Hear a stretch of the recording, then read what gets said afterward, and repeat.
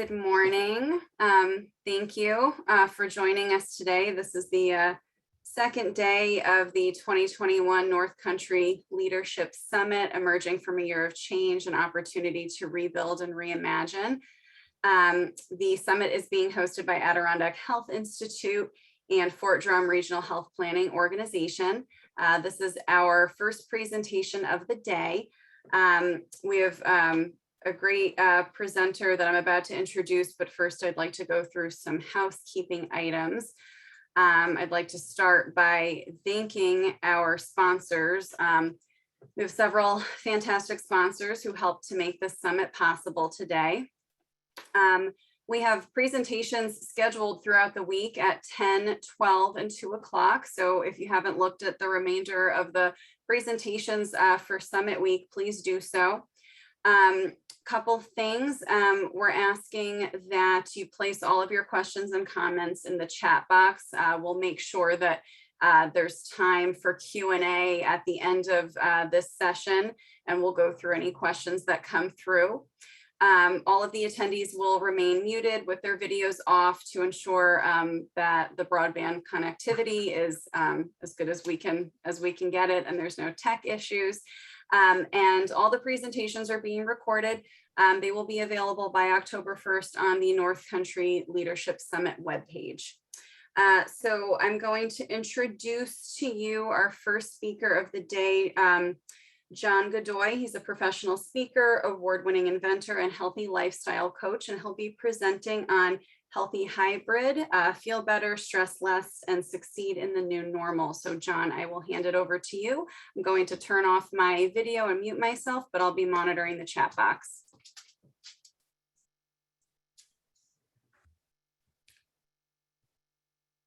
Do you feel as though the world is moving so fast that you're struggling just to keep up? Are you feeling overwhelmed, exhausted, just trying to keep the lines between home and work from completely blurring? And as a leader, are you finding that the well-being of your workforce and even their retention of your people has become a pressing business and managerial issue? If you said yes to any of those, well, you're not alone. There's professionals, leaders, organizations, the whole world over that are struggling with those issues right now. And it's because of what we're going through during this pandemic. And for many people, this has become extremely, extremely stressful. In fact, it is the most stressful period in most people's lives. And I'm going to ask the moderator if she could take off her screen, and so I can put up my screen, and then we'll continue on with the slideshow here. You should be able to share right over my screen. All right. Is it showing? Can you see the 2020? Yeah. Yep, you're all set. Perfect. Thank you. So 2020 has been arguably one of the most stressful years in most people's careers. And a lot of that has to do with the fact that it is a transition period. We're moving from an old paradigm to a new paradigm. And the old paradigm was the 9-to-5 work where we're doing largely face-to-face interactions, face-to-face work. And we're moving to a new paradigm, which is essentially hybrid, being able to work face-to-face with people and online. It's a combination of physical workspaces or physical places and virtual workspaces. And the transition has been a bit of a challenge. But one of the things that we've learned during this transition period is that human well-being, our well-being, is intrinsically related to our happiness at home, as well as our happiness and effectiveness at the workplace. And this is something that everyone essentially kind of knew prior to the pandemic, prior to the transition to this more hybrid work that we're moving towards. However, as a society, as a group, it's really become front and center in terms of our attention because we're all going through this struggle together. And well-being has become a very, very critical area. There are 3 areas that each individual, each person on this call is probably dealing with from a well-being perspective.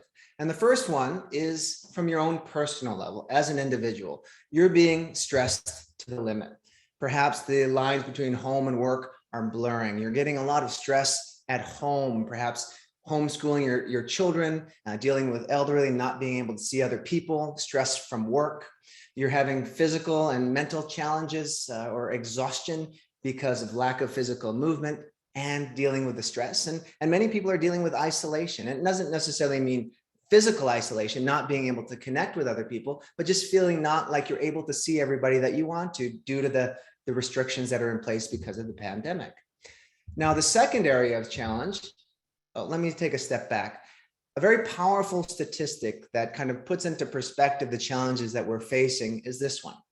42% of Americans reported undesirable weight gain, and the average is 29 pounds. And that can have some serious physical, mental, and emotional ramifications. And a lot of this has to do with the fact that our lifestyles have been adjusted, modified because of the pandemic. We're stressing more, perhaps eating more. We're less physically active because we're sitting down at our desks and just working, trying to make everything work. The second challenge that many of you face will be with regards to your teams. Many of you are in leadership roles. And so all of a sudden now you're looking at, oh, I have to look after the well-being of my people, because that's a very important thing to do, but it also will help you do your job better. Because if your people are exhausted, are tired, they're not able to focus at work, you're not going to have an easy time getting your own job goals done. And we realize that our employees, or the people that we supervise, are going through the exact same struggles that we are. Many of them, if they're frontline workers, are emotionally drained from seeing firsthand the ravages that the pandemic is having on families and individuals. Others are dealing with excessive workloads because some team members are perhaps leaving because they're burnt out. They move into different professions. They move out of healthcare, and the people who are remaining have to take on the leftover work or all the excess work. And again, they're exhausted as well. This is a very powerful quote that I came across, and it's by a nurse director, and she's talking about her colleagues. She goes, "You can look in their faces and see the defeat and weariness that they're experiencing right now." And I think it's very telling in terms of the struggles that everyone is going through in the healthcare environment, particularly. 49% of your employees, or 49% of people in general, are very kind of hesitant to go back to in-person work, in-person connection. And although they may on the outside show a brave face and say, I'm ready to go back, they're having these safety concerns. Or perhaps they're also concerned because they've kind of gotten accustomed to certain habits and ways of living during the pandemic that they don't necessarily want to give up. So they may not be just concerned about their safety, they may be a little bit weary. And this is something to think about as you make your plans to bring people back to the workforce, or at least go into a hybrid work environment. And that is actually what the new normal is. The new paradigm is that hybrid work environment. Now, the third area of struggle that many of you might face, many of you are in charge of whole divisions, perhaps a whole organization, and it's the retention of your members, keeping them. Because like I said earlier, some people are burning out, taking early retirement, or they're feeling that perhaps their company or their organization is not looking out for them.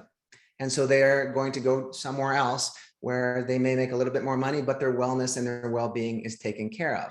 But all these become very, very big challenges, and that can affect your effectiveness as an organization, right? And each organization, at least in the eyes of the employee, has an obligation to look after them, especially during these challenging times. 76% believe that an organization should look after or do more to protect their mental health, right? That's a very, very powerful statistic. Here's another sobering statistic. This is from healthcare job site Vivian. There's a mass exodus of people from the healthcare industry. 43% of respondents said that they were considering leaving the healthcare sector, right? And moving on to something else. Now, not everybody might, but a major cause of this is burnout, is fatigue, is exhaustion, is exasperation. And a lot of that is influenced by their well-being, their ability to take care of themselves, their sensation or their feeling that their organizations, their leaders are looking after them.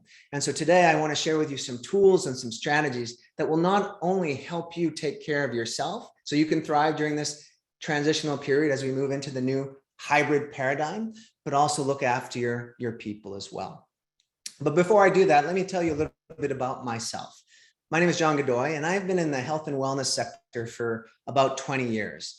I've had everything that you can imagine in terms of, I've had my own personal training company. I've invented a wellness product called FitFlow, which you see on the picture here, which was designed to make long bouts of sitting healthier, brought that to market. I've run corporate wellness programs around the city of Chicago, and I speak and educate on the idea of wellness. I've also been an athletic coach. Another thing about me is that to a degree, I've also walked a little bit in your shoes. I have a little bit of a glimpse of what your life is because I worked at a hospital, Toronto General Hospital, at the beginning of my professional career for 2 years, around 2002 and 2004, right during the SARS epidemic that occurred back then. And Toronto General was one of the epicenters in North America where people were looking after SARS patients. And I remember we had to test the masks every day when we were going to work. And so we'd put the mask on, they put a garbage can over our head, and they spray a mist in there. If we could taste the bitter mist, well, our mask wasn't working. So that's my fond recollection of working in a hospital.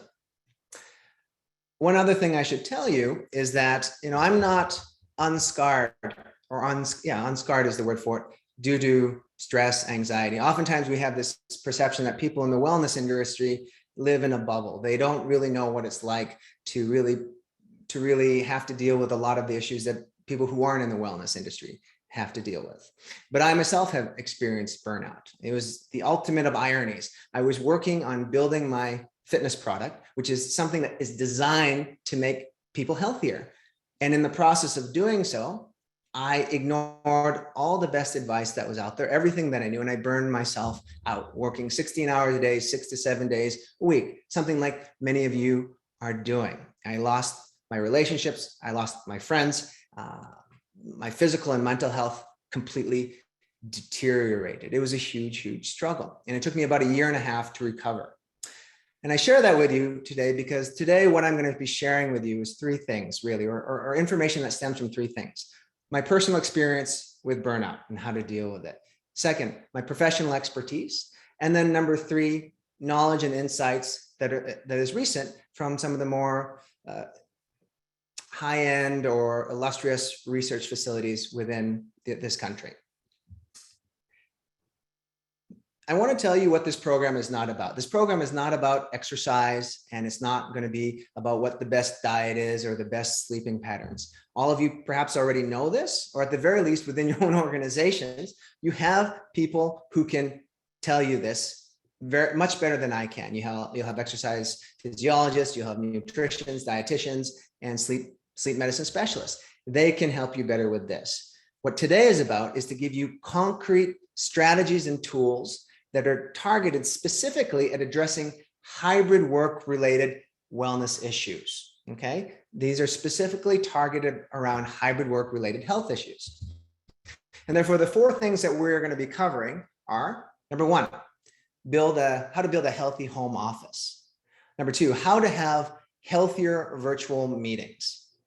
And then number 3, how to reduce Zoom fatigue or video conference fatigue, because with telehealth, a lot of people are going to be on video conferencing technology a lot. And then some tools and strategies on how to begin to build more of a culture that is much more wellness focused. Okay. We're going to start with the first point, and it's to build a healthy home office. And I want you to think it's a powerful saying. And the saying goes like this: first, we shape our environments, and then our environments shape us. And it's a very, very powerful concept. And it's based around the idea that we don't often realize the power that our built environment has on our behavior and our actions. Now, coupled with that, I would like you to think about this notion that willpower is a finite source on a daily basis, right? We only have so much willpower on a given day to put towards doing the healthy lifestyle choices that we know that we should do, but also to apply towards our work, our home issues, all the other priorities that we have in our life. And oftentimes, and more so than in our health, we prioritize taking care of our children, taking care of our work, taking care of our people.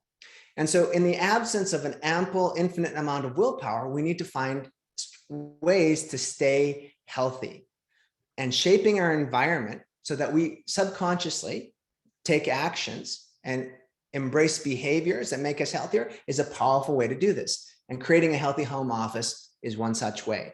And this slide, there's a lot of words on this slide. It's not meant to really be read, but I put it here so that at the end of this presentation, all of you have this when you can download it from the Summit site. And then you can use this as a list as you perhaps create your own healthy home office. Now, the first thing that I would challenge you to do when you create a healthy home office is to get a sit-stand adjustable height desk. Or if you already have a regular desk that's not sit-stand, get an adjustable height desk that you put on top of it that allows you to raise it from sitting to standing. And the reason behind this is one of the major ailments that afflicts so many people during this hybrid is excessive amounts of sitting, because you're going from meeting to meeting, you're sitting at your computer all day, and your body is just getting trashed, right? Sitting, if you think about it, was actually designed, or is intended to be, a break from physical activity, not the inverse. Oftentimes we think about, oh, I have to get up from my desk and go for a walk because I need a break from sitting. It's actually inverse. And the reason why a lot of us feel physically uncomfortable, unwell during this pandemic is because we're not moving enough. So creating a sit-stand desk, or getting one, gives you the option to stand for a period of time, sit for a period of time, and kind of move around. And that simple fact that you have a desk that allows you to do that will increase the amount of movement that you have. The second thing I would challenge you to do is to position your desk as close to the window as you can, if you have access to a window. And ideally that window goes up and down, so you can open up the wind, open up for air. And there's 3 reasons for this. 2 are health, 1 is for professional reasons. The 2 health reasons is, well, you're going to get natural vitamin D from the sunlight coming in. Number 2, you're going to get fresh air, goes into your lungs, feels good, goes into your brain. You're much more alert, much more awake, much more focused. But the third strategy is a critical component of effective virtual communication comes from facial expressions, being able to see the face of the person that you're speaking with. Because in the absence of in-person interaction, where there's a lot of nuance from body language that the person that you're speaking with can see, facial expressions become the crucial go-to in terms of people understanding what you're trying to get across to them. And if your face is not well lit, if it's hard for them to see you, they have to struggle to understand what you're saying. What you're trying to get across is not going to be as effective. So if you place your computer right in front of your window, so the natural sunlight hits your face will be naturally well lit, and you'll actually come across much more effectively, and you'll get your message across much more effectively to your audience. The third thing I would challenge you to do is to get a compression mat for when you're standing. Now, one of the things I learned as I was building my product, we started building it in about 2009. And in 2009, there was this idea that sitting, or this slogan that said, sitting is the new smoking. Well, that actually wasn't the case, because sitting was bad. And what people said was, well, if you're not sitting, the alternative is to stand. Standing is good.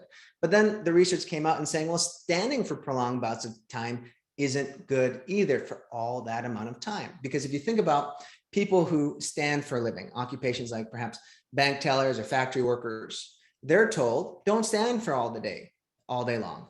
Take breaks and sit down. So as I told you earlier, adjust between sitting and standing. A compression mat will reduce the discomforts that are going on in your back and your joints from prolonged bouts of standing. That's the beauty of a compression mat. The next thing is to get a timer, a very basic kitchen timer, just like this. And you structure your day. Another powerful way to do is to structure your day in 45-minute and 15-minute intervals. A 45-minute work interval, focus, set your alarm for 45 minutes. When it goes up, take a 15-minute walk break, right? This is another tool that you can apply without ever having to think about it. If you force yourself to consciously think about getting up every hour, you're likely not going to do it. But if you set your clock to do it, your simple timer to work 45 minutes, and then take a 15-minute break to do chores around the house or do something like that, you're going to naturally, unconsciously build physical activity into your day, which will go a long way in making you feel better. The next thing is a blue light blocker, or some sort of an app that prevents you from your eyes from fatiguing from staring at the screen for extended period of times. Next challenge I would challenge you to get is to consider getting an ergonomic chair and a stability ball, okay, for the periods that when you are sitting, right? We have to assume that hybrid is here to stay. And so there are going to be many, many weeks and days that you're going to be spending at home. So instead of just kind of working at your kitchen table or having a basic office setup, now's the time to plan for the future and invest in the equipment that's going to put less strain on your physical body. Ergonomic chair will put less pressure on your joints, right? As long as it's positioned correctly. And the stability ball will be a nice alternative. You don't want to use a stability ball as a complete alternative to an ergonomic chair, because what the stability ball do is requires muscle activation to keep your spine erect and straight while you're sitting, but that causes fatigue. Eventually the muscles will fatigue. So just get a stability ball and perhaps just use it as an alternate tool between sitting, standing, and your ergonomic chair and physical movement. The next tool I would suggest you to get is simply to get a water bottle and keep it by your desk. And this is a very simple, powerful idea in terms of drinking, getting more fluids into your body so your brain functions much more optimally. And the reason why it's more effective if you have the bottle on your desk is you're much more likely to drink it that way. There was research done by a gentleman named Brian Wansink from Cornell University. And he works at a behavior sciences lab. I don't remember what it's called exactly, but they did research at West Point Military Academy. And what they wanted to do is to figure out a way to get the cadets to drink more water so they'd be better hydrated. And prior to this test, generally what happened in the lunchroom is that the cadets would be sitting at their tables in the lunch area, and they would have to get up and go to the side of the room to get their water whenever they were thirsty. And that requires a little bit of willpower and a little bit of effort, right? And so they're only drinking X amount of water. However, what the experimenters then did is they put pitchers of water on the cadets' lunch tables, and then they had people walking by periodically refilling those. So the water was always easily accessible. And what this led to was a 50% increase in water consumption. And that was just because the water was easily accessible. So it's a very powerful, simple way to increase your water intake so you feel less dehydrated and you put less strain on your body. And something you could do is perhaps get a gallon of water, keep it close to your desk, and then have a small water bottle, a smaller 380 milliliter, 350 milliliter water bottle that you just keep filling up throughout the course of the day. I'm not saying drink a gallon of water, but that prevents you from having to get up and keep refilling it. The last thing I would challenge you to do is to get a headset, a wireless headset that allows you to, while you're on many phone calls, whether it's a Zoom call or just a regular phone call, to walk around and talk. That's going to allow you to get your physical activity in. And there's also a productivity boon that can come from this. In fact, so Stanford University, they did research on creativity and thinking. And what they found is that if a person is walking while thinking, they are actually 60% more creative than if they are doing the same thing while sitting. And it didn't matter if they were on a treadmill walking or walking outside. So their creativity was increased by 60% simply through the act of walking. So let's see if there's a transference effect to that. When you're talking on the phone and you're thinking about what you're going to say and you're listening to the other person while you're walking around, that could potentially boost the efficacy of what you're trying to get across in your communication. Okay, so this is the first tactic or strategy that I want to share with you: how to build a healthy home office. Now, the next thing I want to share with you is how to reduce Zoom fatigue. And this isn't from me. This is from the Stanford University Virtual Human Interaction Lab. So this was actual research conducted to reduce the fatigue that we all get from sitting for long bouts of Zoom. The first strategy is just simply to reduce the boxes that you see on screen. Many of you right now perhaps have your whole screen fully filled with this Zoom call, right? What Stanford is saying is to shrink the box, put less strain on your eye. Your eye have to move around less. It's just a very, very simple way to reduce the strain on yourself. The second, hide the picture of yourself. Okay, so you don't end up seeing yourself, looking at yourself in that little bit of the corner. The third strategy is, to a degree, what I told you a few minutes earlier, is about creating a standing platform that allows you to perhaps, as you're watching right now, for example, as you're doing right now, I can't see you, your camera's off, just kind of pace around and just continue to be participating in the presentation or in the webinar. but at the same time, getting your physical activity and breaking up that long bout of sitting. And then the fourth strategy is simply, perhaps as many of you might be doing right now, is just set it on audio, especially if there's lots of people in the room. There's no need for you to be staring at the screen, and turn away and just listen to it in audible, assuming that it's going to be the aggregate effect of lots and lots of stacked Zoom calls that are going to fatigue you, right? From just staring at the screen. And so some of those, discern which ones you can participate in and which you can't, turn away. So that's how to reduce Zoom fatigue. Okay. Now we're going to be working from a more leadership perspective, right? How to make better and healthier remote meetings. So recently I conducted a workshop for a biotech company that has gone completely remote, or at least certain divisions have gone completely remote during this pandemic. And they'd wanted me to help them become better at giving presentations and communicating well in a virtual platform. And also to have a work-life balance aspect of it too together. So those two programs were merged into one over the course of 2 days. And what I did, as I do with any one of my workshops, is I called each and every one of the attendees who are going to be participating in order to talk to them and make sure that at the very least, there's one or two things that they specifically want to learn that's covered. And I asked them, what are your biggest challenges with virtual communication? What is your biggest challenge with work-life balance? And bar none, the biggest challenge that people faced, or the biggest complaint, was virtual meetings. Too many of them, the quality of them, and the unnecessary requirement of everyone to be on each and every one of them with their screens on. Those were the biggest complaints, right? And so we spent a fair amount of time sharing strategies and tactics on how you can reduce it. Reduce the pain and stress of being on meeting after meeting after meeting after meeting. And so the first strategy is to avoid stacking meetings, right? This is something that people are absolutely notorious at doing. They stack meeting after meeting after meeting after meeting without a break or a respite. And several of the participants of this particular workshop had commented, if I schedule a meeting from 12 to 12:30 and then from 12:30 to 1, or if my boss ends up doing that without a break, meetings end up going to the very last minute. I don't have time to switch my brain from what I covered in the first meeting to what is about to be covered in the second meeting. And then I end up being stressed as I'm trying to figure out what's going on the moment I get into the second meeting.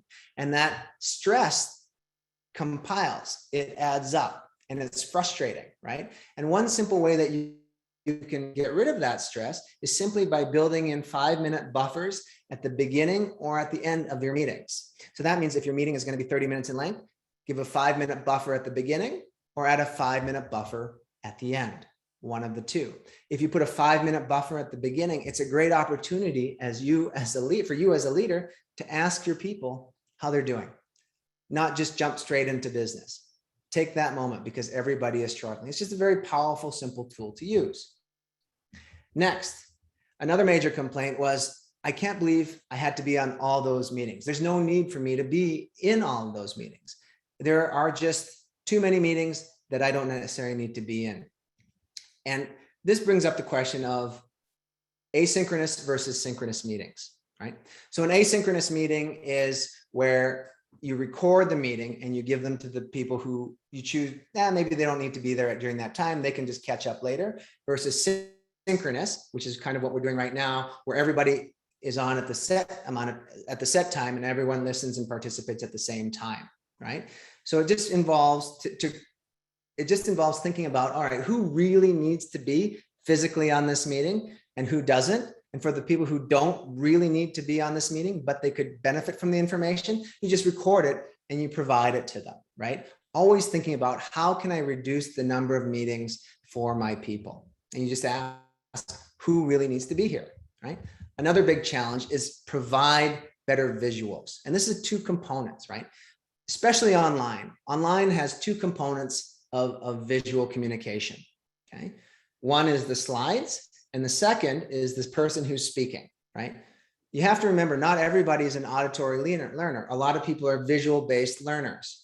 And if you're relying just on your words and your information as being the primary source of content delivery, it's really not as effective. It's not connecting necessarily as effectively to your people. And that's why creating powerful PowerPoint slides that are visually appealing and they complement what you're trying to get across is a powerful strategy to use, using pictures to reinforce the words that you're trying to say. And the second component of that is to also realize that some virtual meetings, I would challenge you to stand up when you're speaking so that people can see more of your body language as you communicate. Because if you do all your meetings just like this sitting, and let's say that you're not well lit, all people have are your facial expressions and the tone of your voice to get your message. And maybe they're just reading off the screen, right? You lose a lot of your ability to communicate effectively. So I would challenge you to build better visuals and also really on important calls, stand so you can use more of your nonverbal body language to get your message across, because it makes sense as a leader, because your objective is to get a message from your head into the mind of your listener, doing whatever you possibly can to do that. Okay. Next, make meetings intentional. Another big challenge with meetings was that another big complaint that people had is that the meetings, they had no structure. There was no agenda, or people would go on and on and on and just keep talking and talking and talking without break, right? And so a 30-minute meeting would become a 45-minute, would become a 60-minute meeting because people were overly verbose, right? Or they hadn't planned properly. So a very simple way to do this is just to create an agenda for a meeting, have one person who keeps time, right? And you keep people on track to say this has a hard stop at 5 minutes to the hour, right? Because that builds in the break. And that way it becomes a little bit more efficient. By creating this intentional type of meeting and having the timer, having the hard stop, it's going to force your people to be much more succinct in what they say. Because generally speaking, most people can condense a lot of what they're going to say into 3/4 the amount of the time that they spend, even half for some people, right? Creating these boundaries is just a powerful way to reduce the number of meetings, reduce the length of them, and then ultimately reduce the stress that people have from all these meetings, which will ultimately contribute to not only your well-being, their well-being, but the well-being of the organization as a whole, okay? The next thing I would challenge you to think about is to always remember that you are speaking to people, not robots. Anytime you conduct a meeting, anytime you give a presentation online in the hybrid world, you're speaking to people. Now, the difference between a robot or a machine and people is this. If you're talking to a robot, it doesn't matter how much information you give it, how boring your slides is, how boring you are. They just take all that data and process it. Human beings are completely different, because there's two things happening to them that are related to their physical body and their cognitive, their mind, essentially, right? And the two things that are happening is that they're both getting tired, okay? First, let's talk about the mind, a concept called cognitive overload. There's only so much that the listener can absorb in a given setting, right? So I want you to imagine that the moment your meeting begins, or the moment your virtual presentation begins, right? The brain of your listener begins to run on a treadmill. And the longer you speak, the more complicated the information that you're trying to get across to them is. The more difficult it is for them to understand you. And this is a function of sometimes your ability to speak clearly and your audio, if you have bad audio.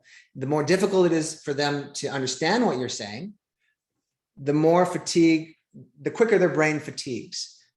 And the quicker their brain fatigues, they're going to say, you know what, I'm done exercising. And then they get off that treadmill, they stop paying attention. And then whatever else you say from that point on is moot, because you've already lost your audience, right? So you always have to remember, shorter is generally better. If you have lots and lots of heavy data, lots and lots of heavy information, you might have to consider maybe a virtual meeting or virtual call is not the way to do it. Perhaps it's best to be sent as an email in advance, and the virtual meeting or your virtual presentation or webinar becomes a conversation, a dialogue around what you had sent earlier. And that saves everybody a lot of pain and discomfort, right? And it ensures that, they're much more mentally able to absorb what you're trying to get across. The second thing that's happening to them is they are physically getting exhausted. You have to remember, yours is probably not the only meeting they're attending that day. Yours is probably not the only webinar that they're going to be listening to that day. And so if they're sitting at their desk all day long, their body is getting uncomfortable. It's in pain, especially if they have injuries from the past. If their back is already bad, sitting without movement is just going to exacerbate it. And what happens when people's body starts to hurt? Well, all their attention turns to eliminating that stress and that pain. So what they end up doing is stopping focusing on you and then focusing on relieving that pain, right? And when they stop focusing on you, again, what you're trying to get across gets lost. So again, keep your messages and your meetings short as possible. And if you can, something you might consider is to build wellness breaks into perhaps longer meetings. Just get people to get up and do a little bit of stretching, physical activity, or encourage them to be standing while you're presenting or moving around, you know, as an organizational or group-based decision. Okay, so that's how to make better, healthier remote meetings. Here's a quote that actually helps support it. Our research shows breaks are important not just to make us less exhausted by the end of the day, but to actually improve our focus and engage while, improve our ability to focus and engage while in those meetings. The words were blocked off by the gallery on the side, but this is essentially what it's saying is that, you know, breaks will help us focus and make the meetings much better. Okay.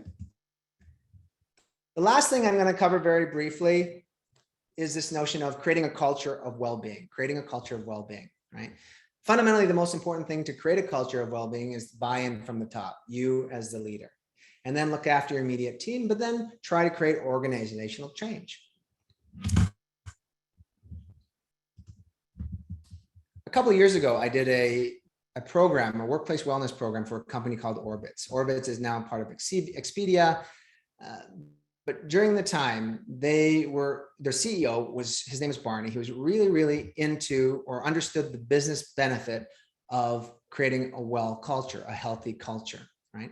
And so he created a whole workplace wellness program for the entire company. It was 300-400 people in the downtown Chicago office at the time. And everything that you can imagine. There was a track around the periphery of the office where people could work. He put up signs everywhere about the number of steps, motivational signs, exercise equipment. There was healthy food options. There was a dietitian that was available. There was a mental health person that was available if anybody needed. And this was pre-pandemic. So he understood the benefit of looking after his people, right?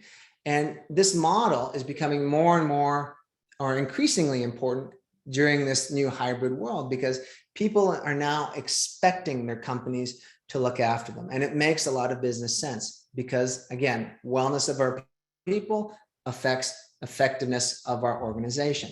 And that's why a lot of companies now have a new position. It's called the Wellness and Diversity Directors. And those people's sole responsibility is to look after and make sure people are mentally, physically, emotionally taken care of, as well as the diversity aspect of it. So here are a few strategies that all of you can just apply or consider applying within your own organization. I would say fundamentally the most important thing right now is to have a self-service mental health program, because that is the single largest or main challenge that a lot of your people are having, is the mental health aspect of it. And by doing that, by showing that you care about their mental health, what you're ending up doing is showing that you care, and you're providing them the tools, and that you recognize that they're going through this, and you're providing them the tools to deal with it.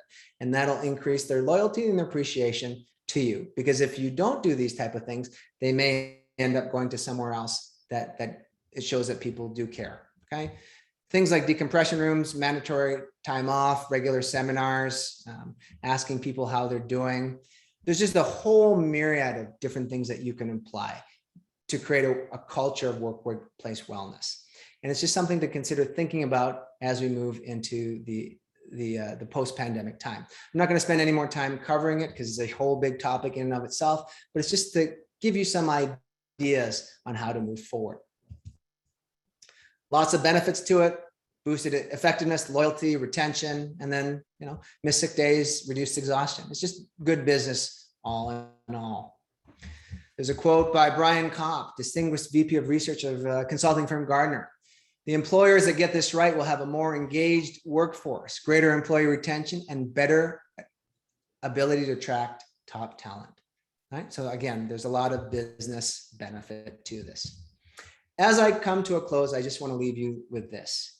2019, the old paradigm, 9 to 5, people could easily separate home and work. We're now moving into the post-pandemic world where it's a new complete paradigm. Hybrid work is here to stay. Look at Microsoft just recently said 103, it was like a few days ago, 103,000 of their employees will now be working remotely or at the very least hybrid indefinitely, right?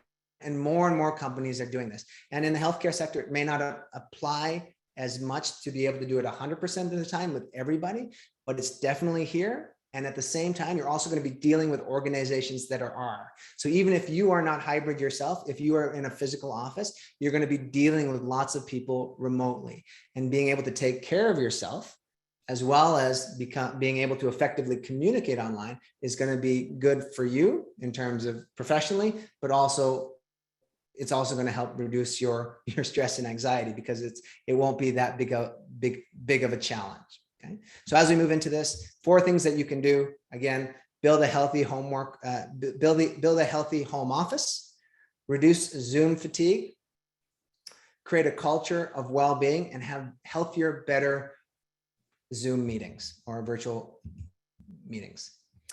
At this point, if you have any questions, I'm more than happy to answer them. This presentation was scheduled for 45. In the respect of what I shared with you, I wanted to keep it shorter to spend more time on questions, or if you want to go take a break.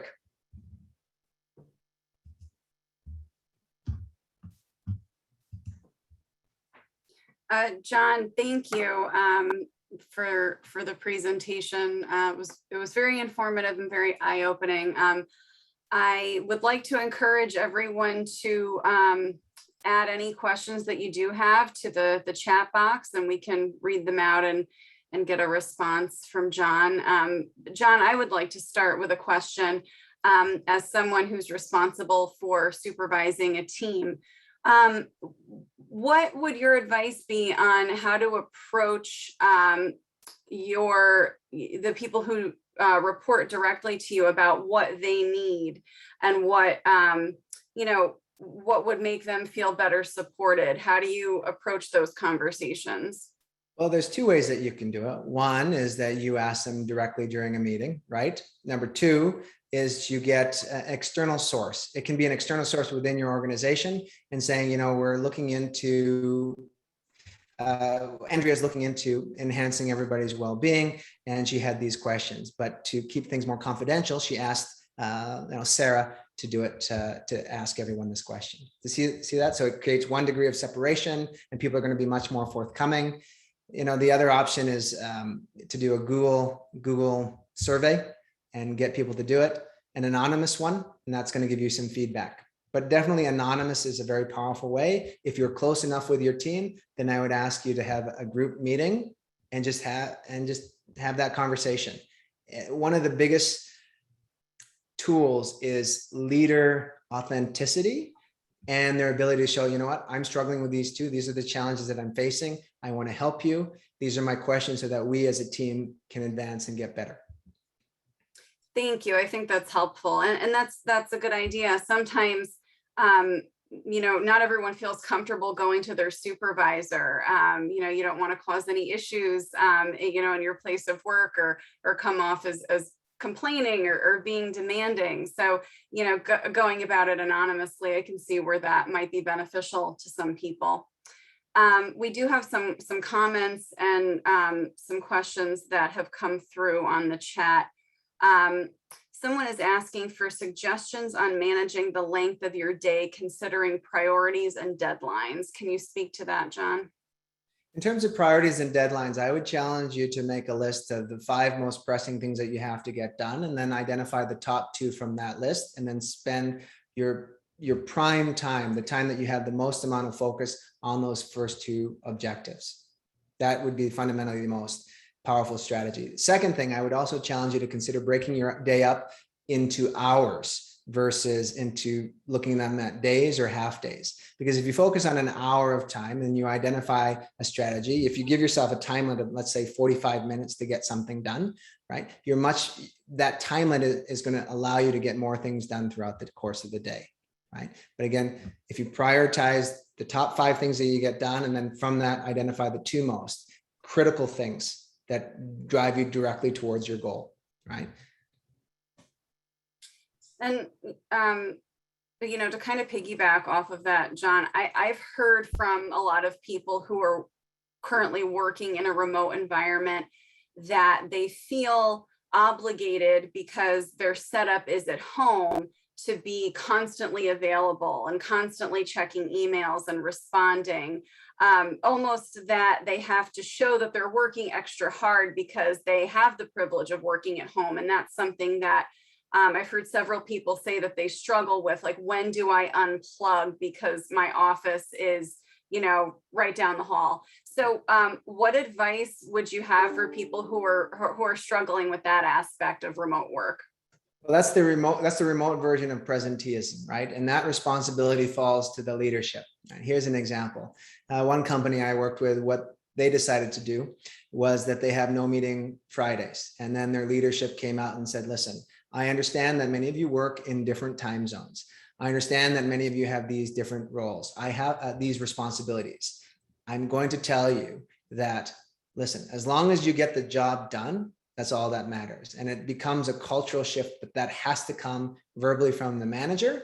And I would even challenge you to write it in a letter to them. And so they have some sort of documentation, and keep hammering it home over and over and over, right? But it has to be said, because human nature is to work much harder, right? And I would also challenge the leadership is to not send emails outside of work parameter hours, because I understand why you do that, right? And it's ultimately, you want to send an email knowing that even though that the person's probably not going to check it or open it or do anything to it until the next day, but the fact that you send it, because we have access to the smartphone, we're going to look at it and we're going to feel like we should be working, right? So there are programs that allow you to write your email and set it to be sent at a specific date, time the next day, right? That's just an example of ensuring that people stay within those parameters. Thank you. Couple other questions that have come through. Someone is asking for suggestions on how to keep speakers from going over their scheduled time during virtual meetings. Often they are in full screen mode while presenting and can't see the chat where the monitor could gently nudge them to wrap things up. So I think that becomes challenging. So if you have any insight on that or suggestions. Yeah, well, there's a couple things. Number one is tell them in advance that you will, if they do go off time, right? You will mention it. Your voice will come up on screen, right? Or you will, yeah, well, that's fundamentally the most important one, is just tell them that you will nudge them. Does that make sense? But it has to be made clear that we're going to have a hard stop. And there's a distinction between a professional speaker, someone you're having in as a guest doing a webinar, versus a speaker within your own company, right? If it's within your own company, you can be very, very clear. Listen, we have a hard stop after 2 minutes, and it's going to be easy for you to say, all right, hey, we got to cut it because we're sticking to this meeting. We have a person who's responsible for time, right? If it is a professional speaker or someone you're having in as a guest, you have to really remind them. One of the things that we're doing is we have a tight schedule. We're going to be finishing in 45 minutes.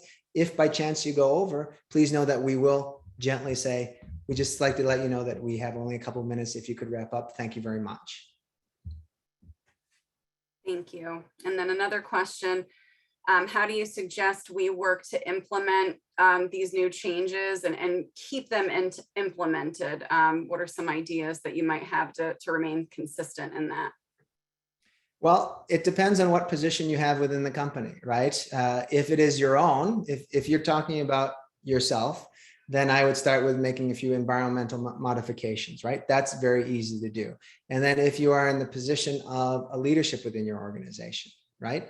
Let's say you have a team of subordinates, then I would challenge you to decide one specific goal that you want to do. If you want to have better, healthier virtual meetings, because that's a truly hybrid challenge, right? Decide what the structure is going to be. Let's say you're going to say, from now on, we're going to always have a 5-minute break at the beginning or at the end of every meeting. Then decide on that. And then your next team meeting, tell them, this is the policy that we're going to apply, and we're going to move forward with that, right? I would start there. At an organizational level, that's not something that you can just really tell with a whole bunch of tips, right? I would challenge you first to focus on yourself, then focus on the team level. And then if it works at the team level, then you identify 1 or 2 key leaders within your organization and get them to buy in on it. And they may end up trying it with their executive team. And then from then on, it can become dissipated, or not dissipated. It trickles down to the rest of the organization. It's much more complex than just dumping it on a company. But definitely you can start at the team level by doing one simple thing. Thank you.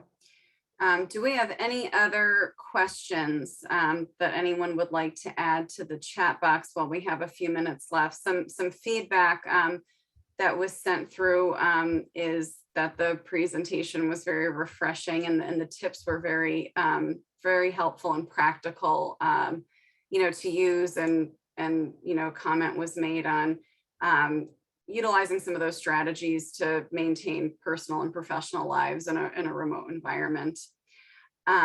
So John has shared his email with the group, so you have that available to you. And again, the slide deck will be available on the North Country Leadership Summit webpage. So, if you think of any other questions, John, are you open to hearing from everyone in attendance today as they consider other things after we leave here? Absolutely. I do offer consulting and speaking services. So if it's something that's of interest to talk to your team, please feel free to contact me. And I'd be more than happy to answer any questions as it pertains to today's presentation and how it affects your company. And thank you so much for your time and allowing me the privilege to be here with you. Wonderful. Thank you, John, again, for the presentation, and thank you everyone for attending. We will wrap this up, and in the theme of the presentation, give you a break before you move on to your next meeting today. So thank you everyone, and have a good day, and we'll see you at the next session.